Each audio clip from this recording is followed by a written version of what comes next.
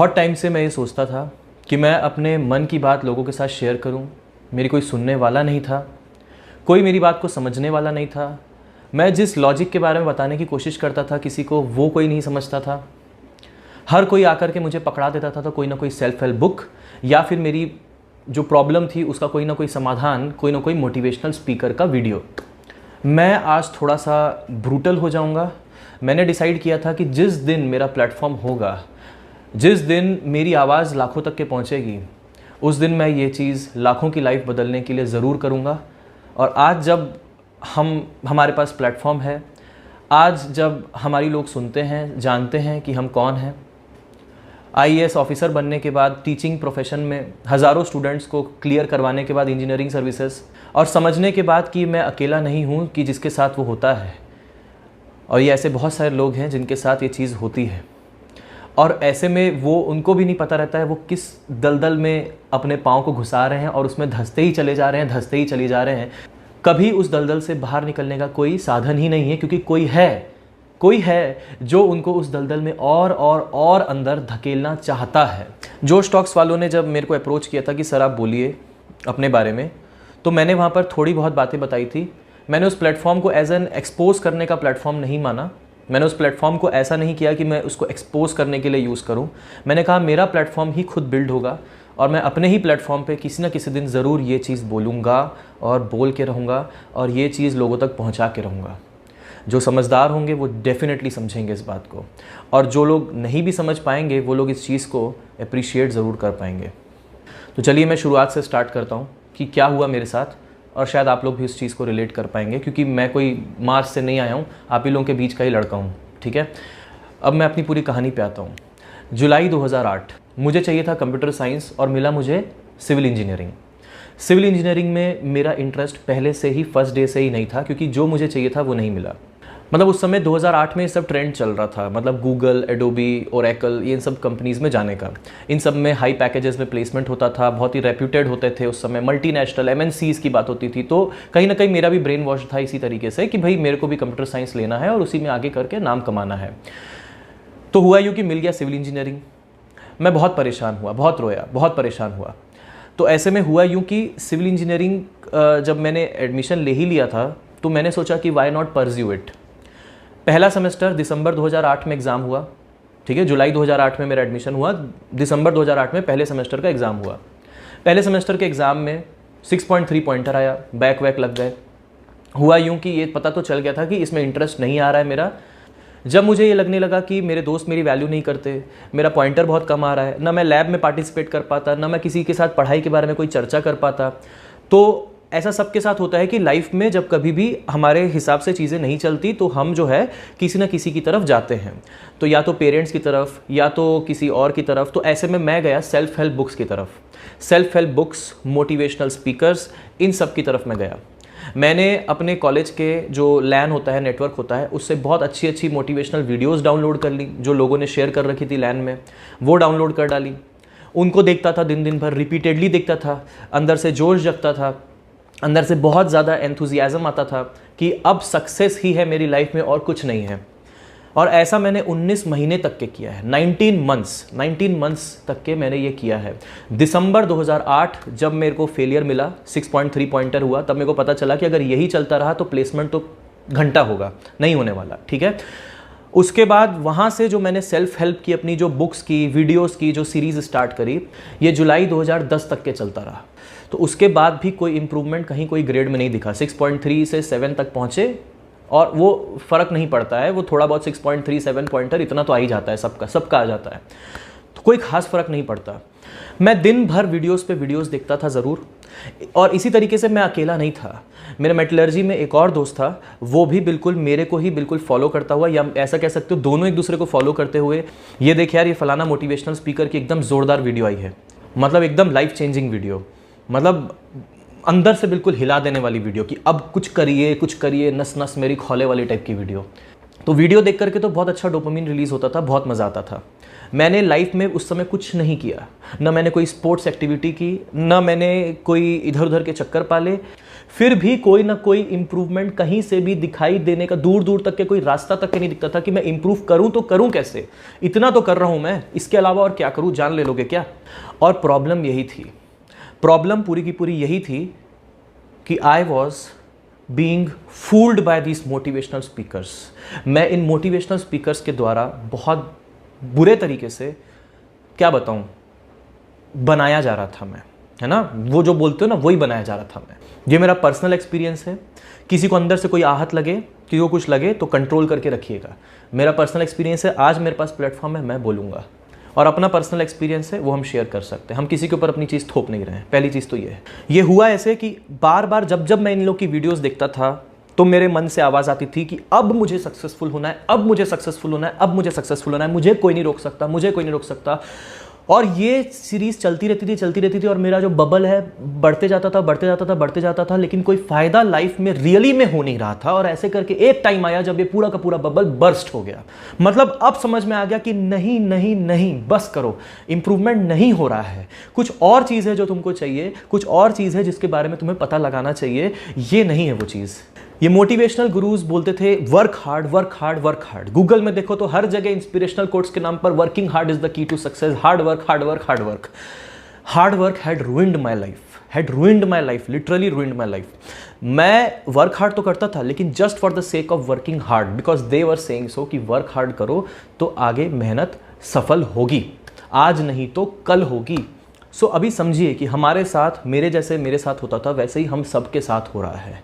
जब हम लोग मोटिवेशनल वीडियोस देखते हैं तब हम एक एक्शन फेकिंग की प्रक्रिया को एग्जीक्यूट कर रहे होते हैं। एक्शन फेकिंग मतलब आपको लगता है कि आप सक्सेसफुल होने की तरफ बढ़ रहे हैं, आपने कुछ एफर्ट मारा मोटिवेशनल वीडियो को देख करके, बट वाकई में आपने कोई एफर्ट नहीं किया है, आपने एक्शन फेक किया है। This is called as action faking. और ये बहुत ही लीथल फॉर्म है प्रोक्रास्टिनेशन का, क्योंकि ऐसे प्रोक्रास्टिनेटर को पता भी नहीं लगता कि उसने प्रोक्रास्टिनेशन कर लिया है, उसको आदत पड़ चुकी है, और जब जब वो काम नहीं करता है वो मोटिवेशनल वीडियोस की तरफ भागता है।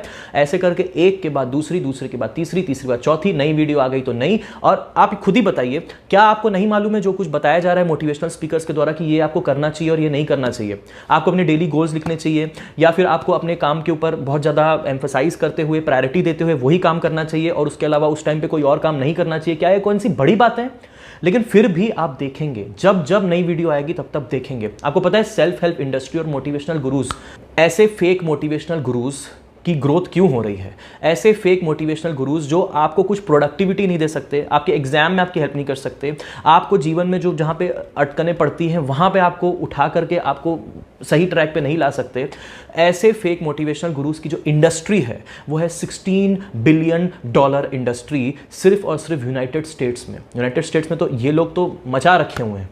$16 बिलियन इंडस्ट्री। इंडिया में भी ये इंडस्ट्री बहुत ग्रो हो रही है। आजकल हर कोई मोटिवेशनल देने के लिए, लाइफ के प्रिंसिपल समझाने के लिए बहुत सारे वीडियोस बनाता है, लेकिन ऐसी वीडियोस आपको वाकई में हेल्प नहीं करती हैं। आपको ये नहीं बता पाती कि आपके प्रॉब्लम का रूट कॉज क्या है और आपको कहाँ पे उसको टारगेट करना चाहिए और किस तरीके से आपको उसको एग्जीक्यूट करना चाहिए। You only get better at convincing your self that you have done something. आप कन्विंस करने लग जाते हैं कि आपने कुछ किया है। उसके बाद जब आपको लगता है कि अब आज काम नहीं हो रहा है, तो चलो आज की वीडियो नई आ चुकी है, लाइव हो चुकी है, चलो अब देख लेते हैं। वीडियो देखने के बाद फिर लगता है कि चलो आज थोड़ी देर और काम कर लेते हैं, और ये सीक्वेंस चलता चला जाता है without actually putting 100% in your work. You think you are putting 100% in your work, and that is the real problem. और ये है जहर, बहुत ही खतरनाक जहर। मतलब you are reading about success, you are seeing videos about success without actually working for success. गलती आपकी नहीं है। I was also obsessed with such gurus until unless I sat down, spoke with my self and asked my self कि क्या दिक्कत आ रही है। तब मैं मोटिवेशनल गुरुज के पास नहीं गया, तब मैं अपने प्रोफेसर्स के पास गया। आज मैं बोलता हूँ thank you so much professor GD Ramtekar sir, NIT Raipur BTech civil engineering, Sameer Vajpayee sir, again NIT Raipur BTech civil engineering, professor Sunderlal Dhingra sir, IIT Bombay head of the department, professor KN Rao sir, head of the department IIT Bombay, Tom V Matthew sir. Now they became my real source of motivation and inspiration to achieve something in my field. और तभी मुझे ये समझ में आया कि आपको follow करना है उनको जो आपको एक्चुअली में अपनी फील्ड में सक्सेस दिला सके। आपको फॉलो करना है उनको जो एक्चुअली में उस फील्ड में ऑलरेडी सक्सेसफुल हो चुके हैं। मोटिवेशन से घंटा कुछ नहीं होने वाला है। अभी मैं थोड़ा सा रूथलेस हो जाऊंगा, I am sorry before hand. जब मैं इन गुरुज को फॉलो करता था, मोटिवेशनल गुरुज को, तब मैं इनके मोटिव्स को क्वेश्चन नहीं करता था, क्योंकि वो तो मेरा भला ही कर रहे हैं ना। मैं उनके मोटिव को क्वेश्चन नहीं कर सकता, क्योंकि वो मेरा भला कर रहे हैं, वो मेरे लिए भला सोच रहे हैं, ऐसा मुझे लग रहा है। लेकिन अगर मैं पूरी तरीके से हैप्पी हो गया, कंटेंटेड हो गया, अगर उन्होंने मेरी प्रॉब्लम का रियल सॉल्यूशन मेरे को बता दिया, तो ऐसे में दोबारा तो मैं उनके पास जाऊंगा ही नहीं। I am happy now, why would I need them? मेरे को उनकी जरूरत क्यों पड़ेगी?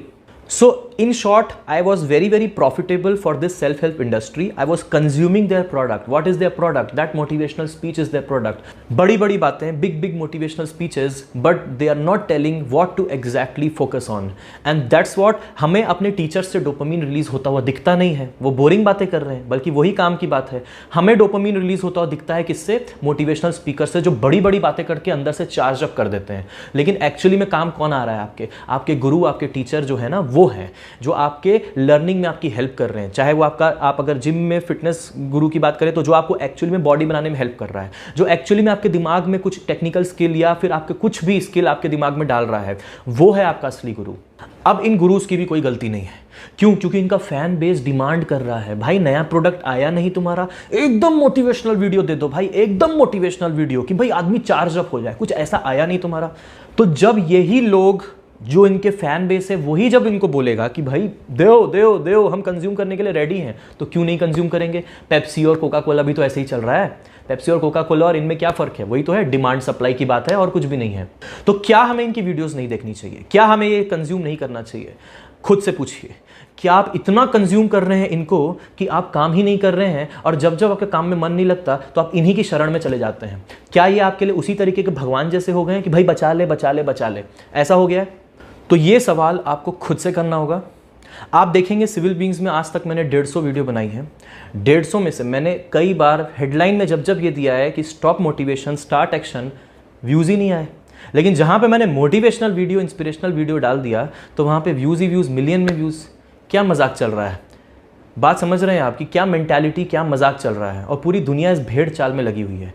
जब तक ये चीज़ आप नहीं समझेंगे ना, मैं 150 वीडियो में से एक्सपेरिमेंट करके 9 वीडियोस, मैं खुद बोल रहा हूँ, 9 वीडियोस मोटिवेशनल बनाई है मैंने, देख लेना। 9 मोटिवेशन का टैग मत देखना, मोटिवेशन टैग डाल देते हैं ताकि बहुत ज़्यादा लोगों तक वो वीडियो पहुँचे। लेकिन वाकई में जो मोटिवेशनल वीडियो है मैंने गिन ली है 9 हैं। बाकी 141 वीडियोज़ जो हैं वो प्रोडक्टिविटी है। जब भी सिविल बींग स्टार्ट होता है तो लोगों में क्या आता है? Productivity tips on civil beings. और यही रीज़न था इस चैनल को स्टार्ट करने का कि कभी ना कभी मेरी भी सुनने वाले लोग होंगे, तब मैं सच्चाई ज़रूर बताऊँगा कि मोटिवेशन छोड़ दो पूरी तरीके से और अपने गुरुओं के पीछे लग जाओ।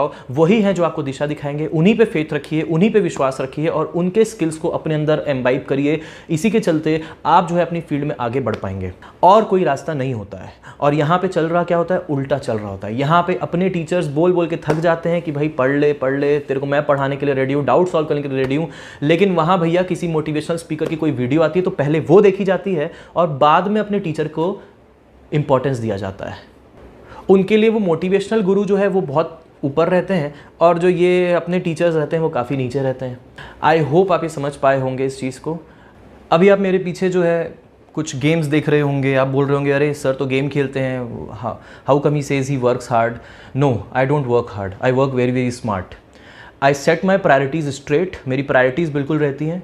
मैं खाली टाइम निकालता हूँ अपने लिए और ऐसा नहीं कि वर्क हार्ड गूगल में कोड दिया है तो मैं वर्क हार्ड ही करता हूँ। नहीं, मैं खाली टाइम निकालता हूँ अपनी फैमिली के लिए, अपने लिए, मेरे लिए वो भी चीज़ बहुत इंपॉर्टेंट है और काम भी बहुत इंपॉर्टेंट है। मेरे पास 2 हैं कंट्रोलर, एक मेरा है, एक मेरी बहन का है। हम दोनों खेलते हैं, बहुत खेलते हैं और बहुत मज़े करते हैं। और जब मज़े करते हैं तो फिर काम के बारे में बिल्कुल नहीं सोचते हैं। प्रायोरिटाइज़ करना सीखिए चीज़ों को। अपने काम का काम डेफिनेटली करिए, लेकिन प्रायोरिटाइज़ करना बहुत ज़रूरी है कि किस चीज़ की प्रायोरिटी कब है। हमें जब एग्ज़ाम की बारी आती है, जब एग्ज़ाम नज़दीक होता है, तब मैं ये सब चीज़ें पूरा सिस्टम उठा करके अंदर कर देता हूँ। 15 दिन पहले ही मेरी सिस्टर का एग्ज़ाम है, मेरा कुछ इंपॉर्टेंट टास्क है, तब इसको अंदर कर देते हैं। लेकिन जब लगता है कि हाँ अभी हम दिन में आधा 1 घंटा 2 घंटा स्पेयर कर सकते हैं, तब हम इस सिस्टम को बाहर निकाल लेते हैं और उसका लगा करके खेलते हैं। तो ये प्रायोरिटाइज़ करने की बात होती है, जीवन जीने की कला होती है कि ऐसे में आपका कोई नुकसान ना हो। तो मेरे को नहीं समझ में आती ये सब चीज़ें कि बनावट कैसे की जाती है। मेरे को नहीं समझ में आती, जो मेरे अंदर की फीलिंग होती है मैं बिल्कुल वैसा ही दिखता हूँ और वैसा ही बोलता हूँ।